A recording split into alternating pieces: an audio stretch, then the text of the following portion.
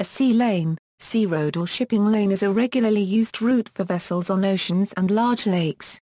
In the age of sail they were not only determined by the distribution of land masses but also the prevailing winds, whose discovery was crucial for the success of long voyages. Sea lanes are very important for trade by sea. History. The establishment of the North Atlantic sea lanes was inspired by the sinking of the U.S. mail steamer SS Arctic by collision with the French steamer SS Vesta in October 1854, which resulted in the loss of over 300 lives. Lieutenant M. F. Maury of the U.S. Navy first published a section titled Steam Lanes Across the Atlantic in his 1855 sailing directions, proposing sea lanes along the 42-degree latitude.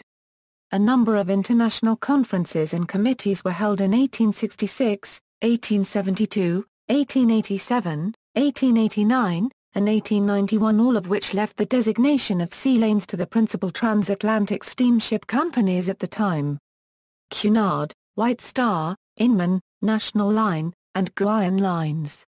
In 1913 to 1914 the International Convention for Safety of Life at Sea held in London again reaffirmed that the selection of routes across the Atlantic in both directions is left to the responsibility of the steamship companies. Shipping lanes came to be by analyzing the prevailing winds.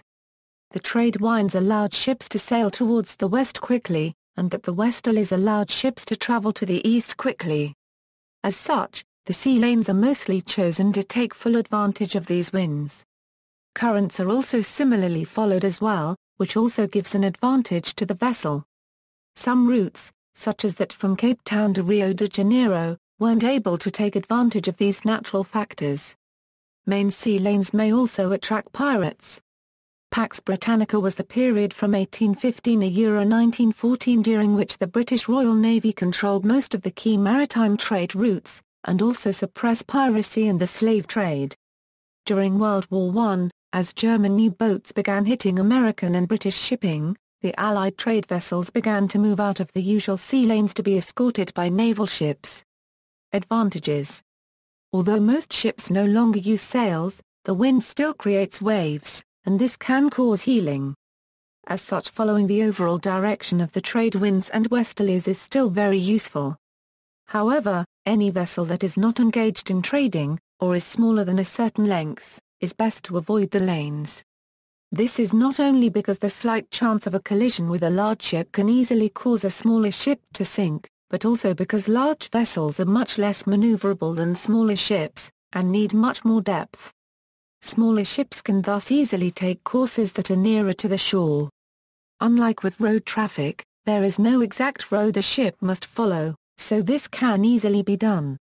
Shipping lanes are the busiest parts of the sea, thus being a useful place for stranded boaters whose boats are sinking or people on a life raft to boat to, and be rescued by a passing ship. Threats from shipping lanes. Although the shipping lanes are useful, they do pose threats to some people. Divers should stay clear of shipping lanes when performing dives.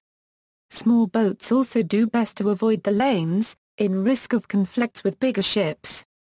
As the shipping lanes are very large, sections of the lane exist which can be shallow or have some kind of obstruction.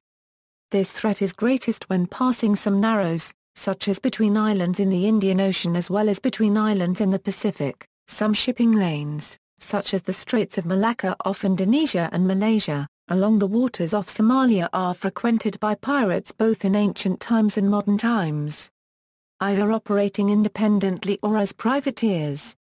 Passing ships run the risk of being attacked and held for ransom. See also, Age of Sail, Sea Lines of Communication, Roadstead. References